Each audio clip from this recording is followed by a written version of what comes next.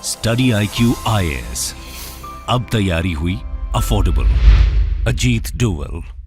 Welcome to study IQ IAS। मेरा नाम है आदेश सिंह।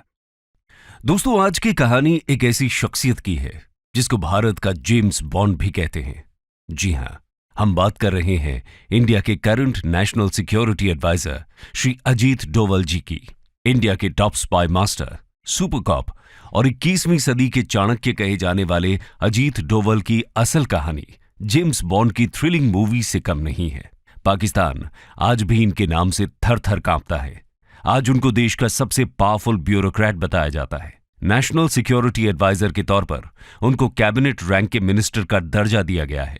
कभी रिक्शा वाला तो कभी मोची, कभी धर्म बदलकर दूसरे देश का नागरिक बनना तो कभी दुश्मनों के साथ मिलकर उनसे उनकी सारी जानकारी निकालना। अपने 30 साल के अंडर कवर जर्नी में उन्होंने ऐसे ऐसे खतरनाक कारनामे किए हैं जो जासूसी की दुनिया में शायद ही पहले किसी ने किए हों। अपनी इसी क्षमता और बुद्धि के बलबूते पर वो देश के बड़े बड़े दुश्मनों को घुटनों पर ले आए। आज उनकी उम्र 77 साल हो चुकी है, लेकिन जब भी हम उनको टीवी या किसी इवेंट में देखते हैं तो आज भी वो उतने ही फिट और एक्टिव दिखाई पड़ते हैं। आज भी इंडियन फॉरेन पॉलिसी और सिक्योरिटी से जुड़े हर छोटे बड़े कदम उन्हीं की निगरानी में उठाए जाते हैं। तो यहां सवाल यह है कि आखिर उनमें ऐसी क्या खूबियां रहीं जिसकी वजह से उन्होंने नामुमकिन को भी मुमकिन कर दिखाया। आज की वीडियो में हम अजीत डोवल की जीवनी के साथ साथ उनसे जुड़ी कुछ अहम खूबियां और किस्से कहानियों की चर्चा करेंगे। तो आइए बिना देर किए इस डिस्कशन को आगे बढ़ाते हैं। Early life. दोस्तों, साल था 1945, तारीख 20 जनवरी। उत्तराखंड के पौड़ी गढ़वाल में अजीत डोवल का जन्म एक फौजी परिवार में हुआ। उनके पिता major GL Doval Indian army के एक ऑफिसर थे। उनकी शुरुआती पढ़ाई भी एक आर्मी स्कूल से ही हुई थी। अपनी कॉलेज की पढ़ाई उन्होंने अजमेर मिलिट्री स्कूल से की। 22 की उम्र में उन्होंने यूनिवर्सिटी ऑफ आगरा से इकोनॉमिक्स में मास्टर्स की डिग्री हासिल की। मास्टर्स खत्म करते ही उन्होंने UPSC का एग्जाम दिया और पहले ही अटेम्प्ट में उसको क्वालिफाई कर इंडियन पुलिस सर्विस को ज्वाइन कर लिया। इस बात से आप अंदाजा लगा सकते हैं कि अजीत डोवल पढ़ने में शुरुआत से ही काफी शार्प थे।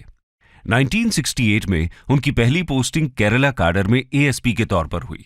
खैर, संयोग की बात यह है कि उनकी पोस्टिंग के कुछ ही समय बाद केरला में एक बेहद अनफॉर्चुनेट घटना हुई। असल में 28 दिसंबर 1971 को केरला के थलासेरी गांव में हिंदू और मुस्लिम कम्युनिटीज के बीच कुछ रूमर्स को लेकर कम्युनल टेंशन्स बढ़ने लगी। 1972 के फर्स्ट वीक तक आते आते इन टेंशन्स ने एक फुल ब्लोन हिंदू मुस्लिम राइट्स का रूप ले लिया। पूरे इलाके में तनावपूर्ण स्थिति थी। दोनों तरफ से वायलेंस, लूटपाट और चोरी चकारी बढ़ती ही जा रही थी।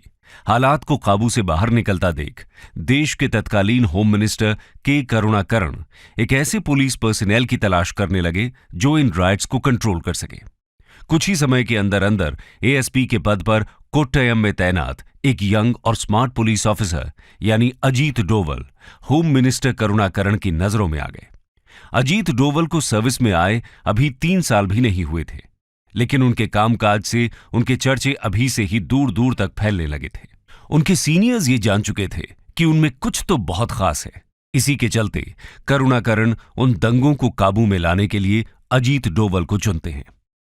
बस फिर क्या था, अजीत डोवल ने कुछ ही दिनों के अंदर अंदर दोनों कम्युनिटीज के लोगों को समझाकर न सिर्फ इन दंगों को शांत किया, बल्कि उन लोगों पर अपना ऐसा जादू चलाया कि वो लोग एक दूसरे के लुटे हुए सामान को भी वापस करने के लिए राजी हो गए।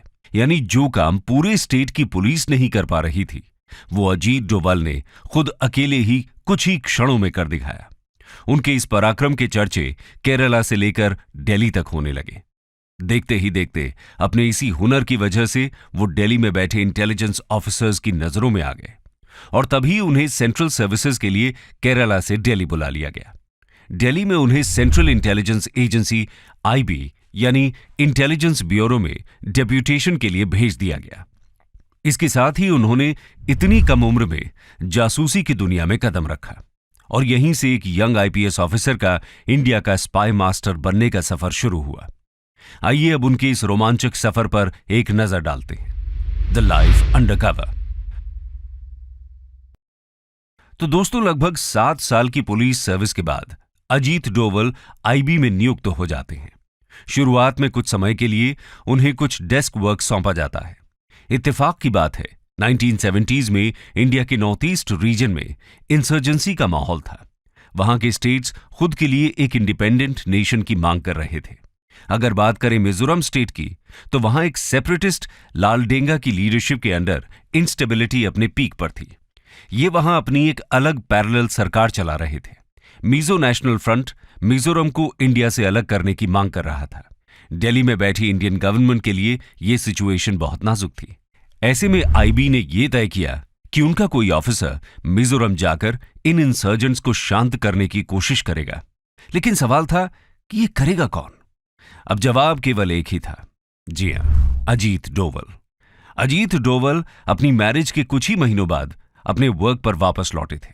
जब उनको मिजोरम की हालत का पता चला तो उन्होंने खुद आगे आकर वहां जाने की बात कही। सबको कहीं ना कहीं इस बात का भरोसा था कि अब ये सिचुएशन सॉल्व हो ही जाएगी। खैर, वहां जाकर उन्होंने अपनी खास रणनीति बिछाई और एक एक करके सभी दुश्मनों को ढेर कर दिया। असल में लालडेंगा अपना आतंक अपने 7 कमांडर्स के बलबूते पर फैलाता था।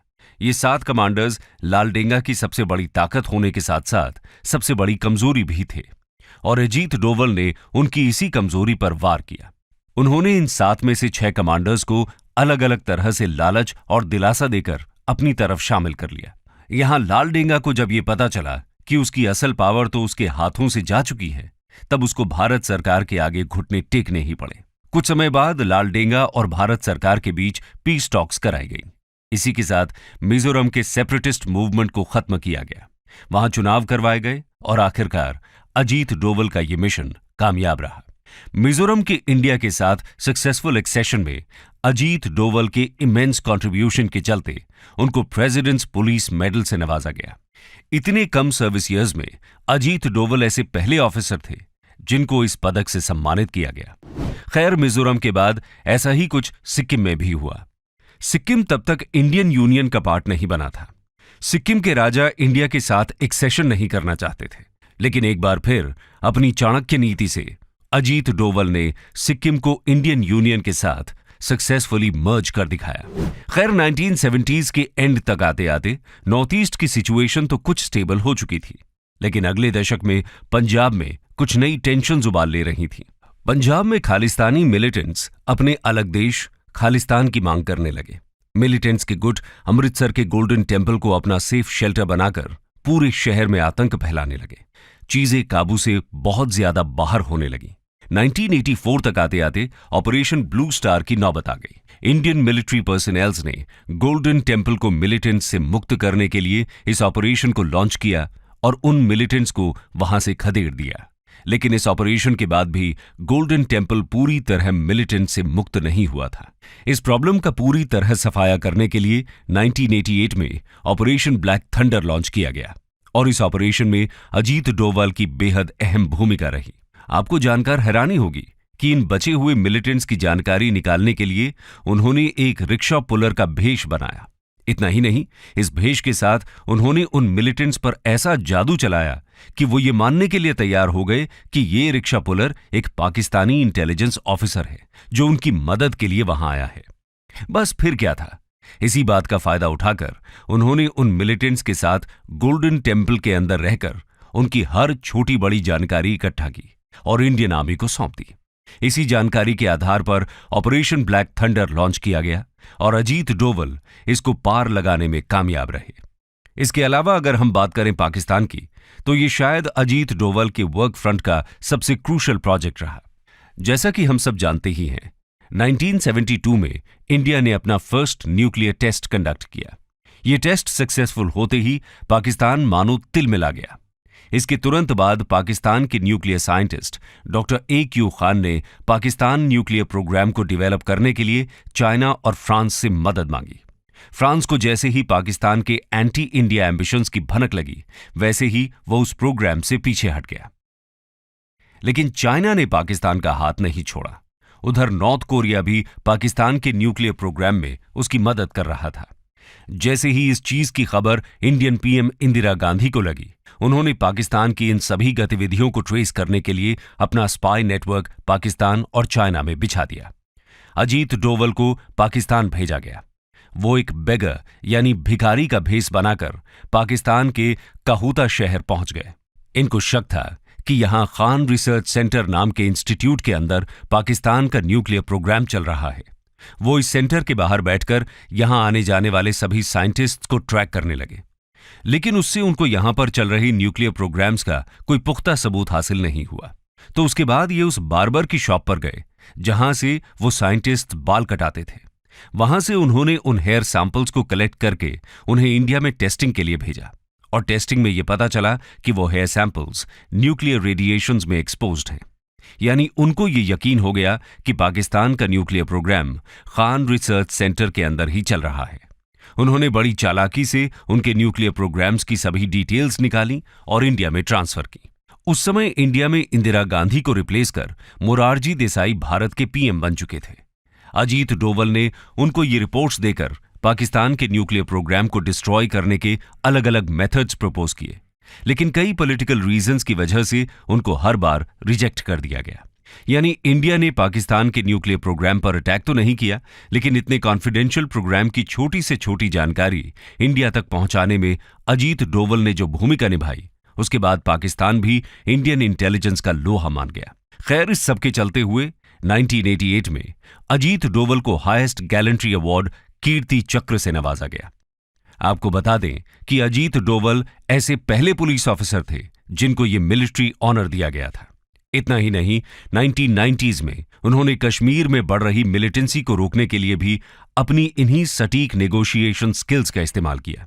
उस दौरान कश्मीर मिलिटेंट्स के आतंक से बेहाल था। अजीत डोवल ने यहां आते ही एक पाकिस्तान द्वारा फंडेड कश्मीरी मिलिटेंट कूका पारे के दिमाग को कुछ इस तरह मैनिपुलेट किया कि जो कूका पारे पाकिस्तान का एजेंट था, वो अजीत डोवल से कुछ ही बार मिलने के बाद पाकिस्तान के खिलाफ भारत की मदद करने लगा।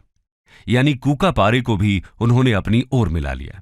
इसके बाद 1996 में जम्मू कश्मीर में विधानसभा के इलेक्शंस कराए गए और इन इलेक्शंस में कूका पारे एमएलए की सीट जीत गया। अजीत डोवल की इन्हीं शानदार नेगोशिएशन स्किल्स का एक और नायाब नमूना हमें IC-814 की हाईजैकिंग्स के दौरान भी देखने को मिला। जैसा कि आपने सुना ही होगा, इस हाईजैकिंग के पीछे ISI का हाथ था। वो चाहते थे कि अपने सिटीजन्स की जान बचाने के लिए इंडिया उनके 100 खूंखार टेररिस्ट को छोड़ दे और साथ ही उनको $2 बिलियन पे करे। लेकिन ये अजीत डोवल को गवारा नहीं था, पर दोनों ही साइड से उन पर प्रेशर भी बढ़ रहा था। लेकिन उसके बावजूद उन्होंने एक बार फिर अपनी बातों के चक्रव्यूह से मिलिटेंट्स के मन में अपना डर बैठा दिया। इन नेगोशिएशंस के बाद 100 की जगह उनके कुल 3 आतंकवादियों को छोड़ा गया और एक पैसेंजर के अलावा उस फ्लाइट के सभी पैसेंजर्स सही सलामत वापस घर आ सके। तो आप देख सकते हैं कि अपनी हिम्मत और शार्प प्रेजेंस ऑफ माइंड के चलते उन्होंने हाईजैकर्स की टर्म्स और कंडीशंस को बहुत ज्यादा टोन डाउन कर दिया और इसी के साथ उनका ये ऑपरेशन भी सक्सेसफुल रहा।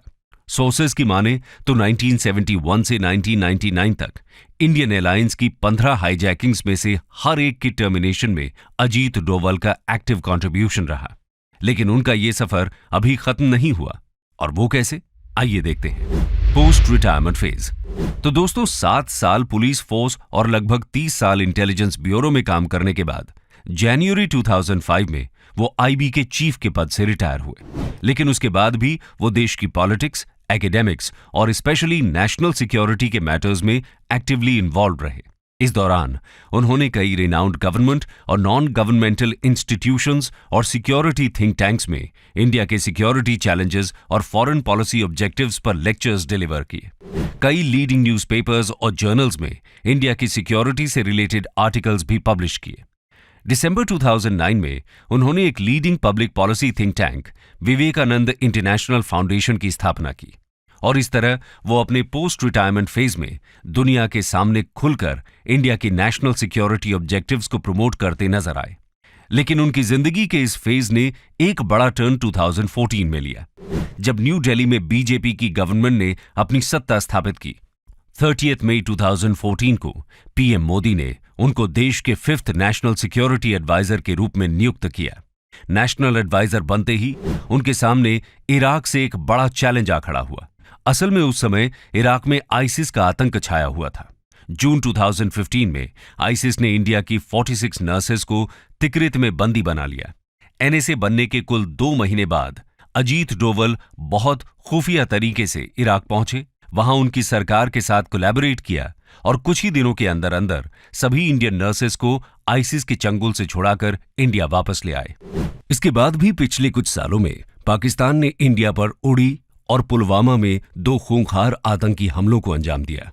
इन दोनों हमलों के रिस्पांस में भारत की ओर से जो सक्सेसफुल सर्जिकल स्ट्राइक्स हुई, उन दोनों के मास्टरमाइंड और कोई नहीं बल्कि खुद अजीत डोवल ही थे। आपको याद होगा कि पुलवामा की सर्जिकल स्ट्राइक में विंग कमांडर अभिनंदन का प्लेन पाकिस्तान के इलाके में जा गिरा और वो पाकिस्तान के कब्जे में आ गए। जाहिर है कि पाकिस्तान उनको इतनी आसानी से छोड़ने वाला नहीं था, लेकिन अजीत डोवल ने यहां से अमेरिका फोन घुमाया और वहां से उनके काउंटरपार्ट ने पाकिस्तान पर प्रेशर बनाया और कुछ ही घंटों के अंदर विंग कमांडर अभिनंदन को बाइज्जत इंडिया को सौंप दिया गया। हालांकि पाकिस्तान इसको एक गुडविल जेस्चर का नाम देता है, लेकिन असल में ये सब अजीत डोवल के ही खौफ का नतीजा था। तो दोस्तों, ये वीडियो खत्म तो हो जाएगी, लेकिन अजीत डोवल की वीरता के किस्से कहीं खत्म नहीं होंगे। उनकी जिंदगी की कहानी असल में इतने थ्रिल और रोमांच से भरी हुई है, लेकिन अब तक आप ये अंदाजा लगा ही सकते हैं कि अपने 30 साल लंबे जासूसी के करियर में उन्होंने कैसी कैसी खूंखार परिस्थितियों को अकेले फेस करते हुए पूरे इंडिया की सिक्योरिटी को सर आंखों पर रखा। इस दौरान कई बार बात उनकी जान पर भी बनाई, लेकिन उन्होंने कभी भी घबराकर एक भी कदम पीछे नहीं रखा। बिना डरे, बिना डगमगाए वो अपने मकसद पर हमेशा अडिग रहे। वो बहुत दूरदर्शी हैं, अपने दुश्मनों से कई गुना आगे की सोच रखते हैं। इसीलिए कहा जाता है कि जहां सबकी सोच खत्म हो जाती है, वहां से अजीत डोवल की सोच शुरू होती है। अपनी शार्प मेंटालिटी के जरिए अपने राइवल्स के दिमाग को पढ़ लेना और उसी के बेस पर उनकी साइकोलॉजी के साथ खेलना अजीत डोवल की सबसे बड़ी खूबी रही। इसी के बल पर उन्होंने अच्छे अच्छे मास्टरमाइंड्स के प्लान्स को फ्लॉप कर दिया। इसके अलावा अपनी मातृभूमि की रक्षा को लेकर उनका जुनून और हिम्मत उनको उनके हर काम में सफलता दिलाती गई। तो दोस्तों, ये थी कहानी इंडिया के सबसे powerful spy master Ajit Doval की। स्टडी IQ IAS अब तैयारी हुई अफोर्डेबल।